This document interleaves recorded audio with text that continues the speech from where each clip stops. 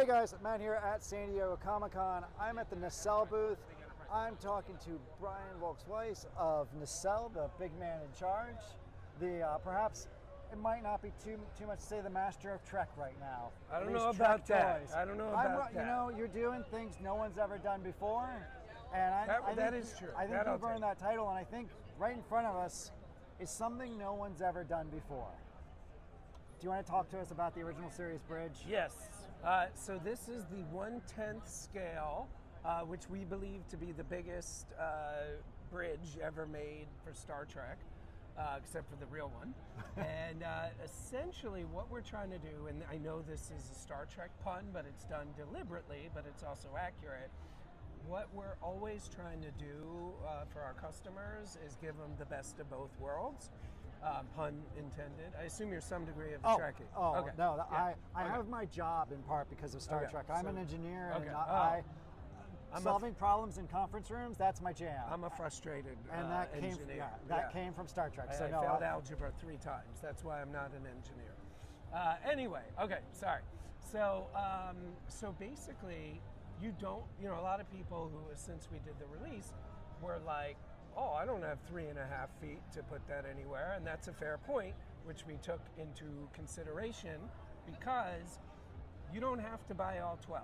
So we have made it into 12 sections. They're all going to be less than $60. Might be $59.99, but that's they'll still be less than 60. That's right. So you are good at math. I am good at math. So that's the idea. So we think a lot of people are going to buy between 1 and 5 and use it as kind of like a super fancy toy display. So that's the premise. 12 sections. Buy as many or as few as you want. Hopefully at least one. One of my favorite things to point out is if you look at the armrests, we have simulated fake wood. I guess that's redundant. And then this was my idea. Almost all of this, other than saying let's do it, was all the geniuses we work with. But this thing I'll take credit for. You see the dedication plaque? Yes. Did you see They're these swappable, dedication right? plaques? Yes. So you could be the Enterprise, the Constitution, the Yorktown, or the Defiant from Deep Space Nine. So again, we want to give maximum flexibility. People can buy 4 to sets of 12s.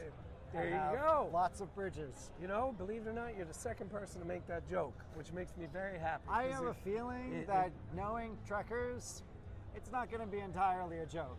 If we have one person buy 2 of these, it'll make my day, to put it mildly. 1 through 10 are the perimeter. Correct. And then 11, 12. 11 and 12. We're still playing around with everything because, again, we're trying to get the price under $60. So we're still like, I already see a couple things here that we already know we're doing differently before it goes into production or up for pre-sale. But yes, so 10 in the circle, and then this part we're trying to figure out how to organize. And obviously, if you're going to have an original series bridge, you have to have an original series crew. Yes. Right? So if we head right this way, you will see Spock, Uhura, and McCoy. They're all from Wave 3. Oh, you're fine. You're fine. So they're all from Wave 3. These are all 2nd gen prototypes. Actually, Uhura's 3rd gen. And then this is Wave 2. So starting with Kirk in disguise as Romulan commander. We have Carol Marcus, Janeway. That is it says Commander Ben. Where is it? Oh, no. Well, that is so funny. Apparently that's Commander Ben. All right. That's actually Commander Ben. Yes, that's Commander Ben. This is Romulan Commander.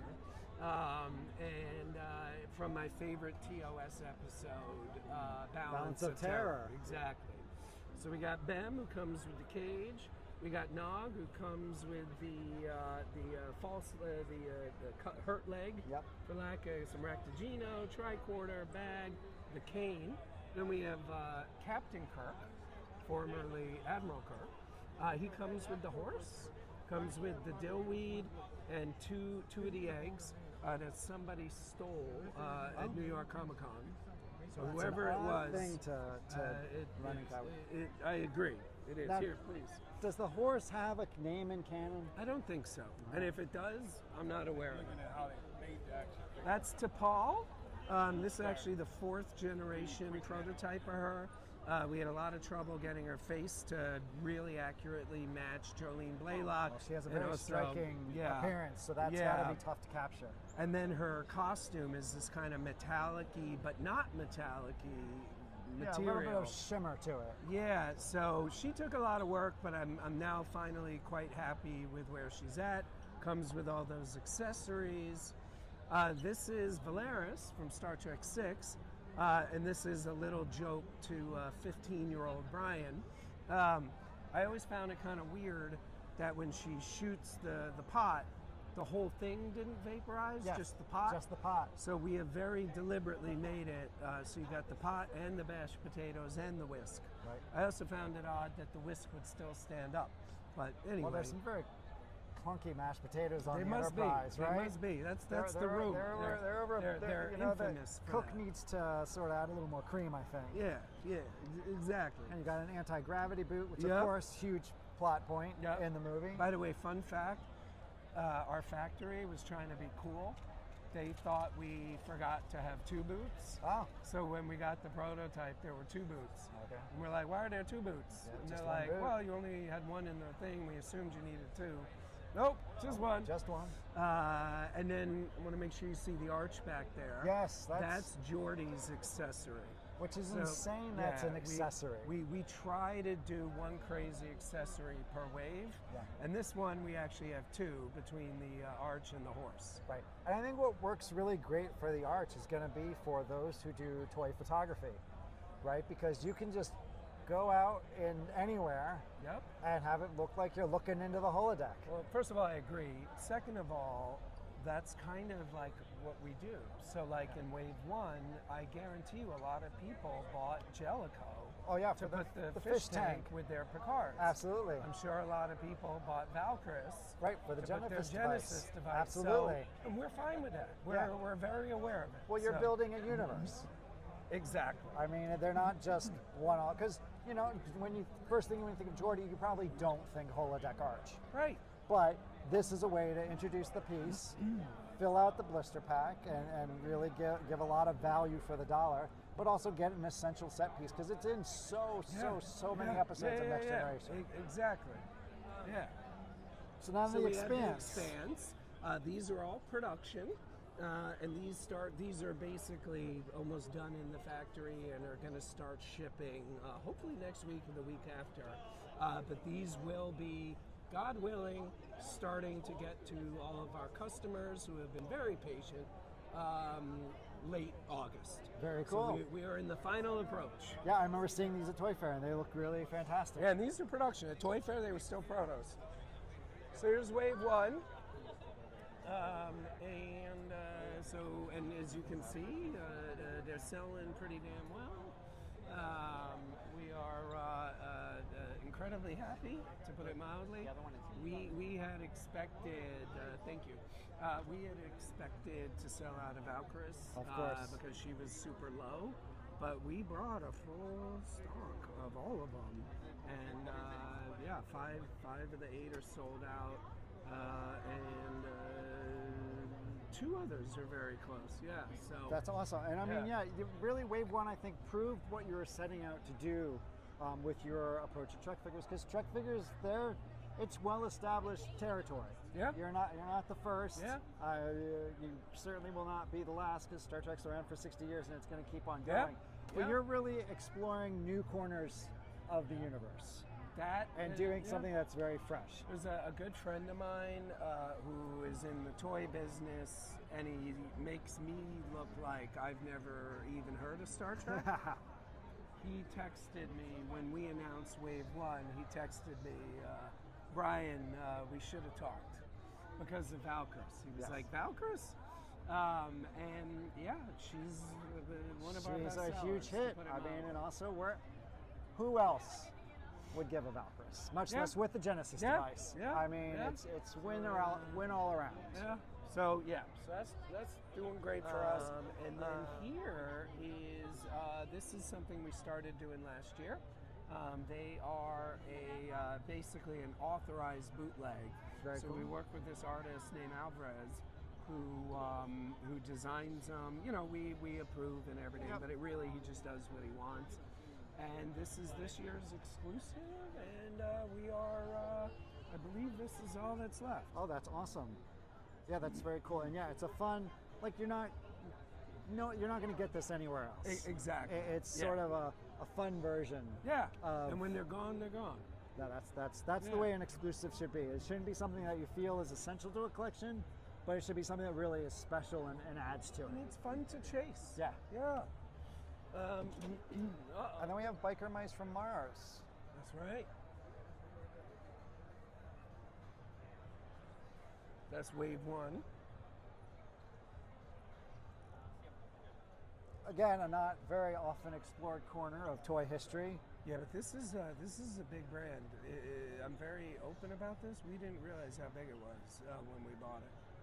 Well, that's, I think, one of the things about, because this was really the golden era of Yeah. toys. Sure. Was. Like, everything didn't necessarily have to be a movie tie-in, That's right. and Yeah. the toys came first and the cartoon often followed. Yeah. And I think every property, no matter how small it is, has a very dedicated fan base. Yes. And I think Yeah, Biker but Mice from this- Mars is one of those. It's pretty big. Pretty big. That's awesome. Anyway, all right. So this is one of the things I'm also incredibly excited to talk about, to put it mildly. And this, of course, you can see what it's called, the art of the toys that made us. What I call this is what was left on the cutting room floor. So this is something I've wanted to do forever because every episode could have been 3 to 4 hours long. All of them had to be under an hour. So this is basically what we cut out of the episode. So, and then one of the tiers comes with this guy, and that is a stand, custom toys that made us stand. So anybody who likes toys that made us and wants to see what didn't make it onto the show should go to Kickstarter and back it. Right. And it's it's funded. Funded in like so 10 it's minutes. it's a Yeah. guaranteed. Well- you're not. There's no you're not. Oh, am I going to get this? No, Am no, I-" no, No, it's- you are going yeah. to get these books. Yes. And yeah, you're right. It funded in record time. Yeah, I think it was either 10 minutes or 5 minutes. Yeah. I was actually not looking at my computer when it happened, unfortunately, which is probably why it's doing well. But that said, yeah, we want to make the biggest crate because, like, the more money that we get from people backing us, the more pages the book will be. Yep. We can start to do a lot of really fancy stuff with the covers and all the extras. So, and it's doing great. It's still No, going. it's still going. set to be a huge success. Yeah. And yeah, that Kickstarter, I got the press release I think a day or two before launch, and then next thing I knew it was funded. So that's impressive. Yeah. And yeah, the books look fantastic. There's some cool slipcover options as well. So there's a whole bunch of tiers to add in. So you could start from even, I think there were just digital copies of the books, Yeah. then to full on print copies and print copies with slipcovers. So there's every price point that you're interested in. Exactly. And backing the campaign. Again, there's the a way best in. of both worlds. Yes. Yeah. So yeah, actually, yeah, if you're interested, head to Kickstarter now and look up the art of the toys that made us and give it a back. Yeah. Campaign runs for a couple more weeks. Yeah, I think right? we got like 24, 25 days left. Awesome. Yeah. So let's head over this way. So this is Moo Mesa, and even though this has been for sale, this is the first time Moo Mesa has been selling at San Diego Comic-Con very in 30 cool. years. So more than 30 years actually. So these are also again flying off the shelves, pretty wild. But that all said, this is the last of our exclusives that we did for Cowboys and Moo Mesa. Before you ask, it is the exact same figure without anything Okay. extra. Plus some It pretty is, special packaging. Very, very, very special packaging for a very special price. Everybody collects differently. There's very few things that I would, pay extra money for a box, but there are some. Yes. There are some. I have done. I actually just did it with a G.I. Joe Classified a couple days ago. But anyway, The people want it. People want exclusive. So And you've got 3 different packaging variations. You got a very cool. Yeah. So and I think we got 2 of each left. I mean, and if you're coming to Comic-Con and you're getting a Cowboy Mesa, you should get the one that's only at Comic-Con. Yes, because like unlike other companies, like when these are gone, when they're gone, they're gone. They're not going to be at Ross. My favorite thing in the world is to go to Ross and see a Comic-Con 2023. Well, it's a Rossicon. Exclusive. Yeah, exactly. Exactly. So up there, real quick, that's Power Lords. That'll be out next year. Those are 2nd and 3rd gen protos. This is Sectars 1 and 2. Wave 2 is so in production right now. Sorry. We're actually missing one of the prototypes because it's in China because they need it to produce them. Yep. Yeah. So that's Sectars. Here, this is an exclusive we did with Entertainment Earth. We have this line of 3 3/4 inch figures based on our brands. Yes. And this is Wave 2. Wave 1 was Garlu, so 1 of 1. But yeah, so this is, you have to go to Entertainment Earth to get them. Oh, by the way, that's the bootleg from last year. year's. Yeah, so that was last year. That's this year's. And then if you got they the sell other, out, then we'll do Vinny. All right. And then this is Wave 2 of Biker Mice from Mars. Limburger is, the way most people feel about Skeletor is how I feel about Limburger. All I right. love him. He is probably one of my top 0.01% favorite villains of anything ever. And they share a color palette. They do. So they do. they'd hang out. They'd be pals. Yeah, I didn't even think of that. So that is, this is Wave 2. And we got Carbuncle, Grease Pit, Charlie, Limburger, of course, and Carbine. And then this is the beginning of Wave 3. So we got Letromag, who obviously is going to be the tallest biker mice we do, at least for a while. I've always loved him because his gloves never seem to match anything else, but there you have it. And that's a thought I had for 35 years.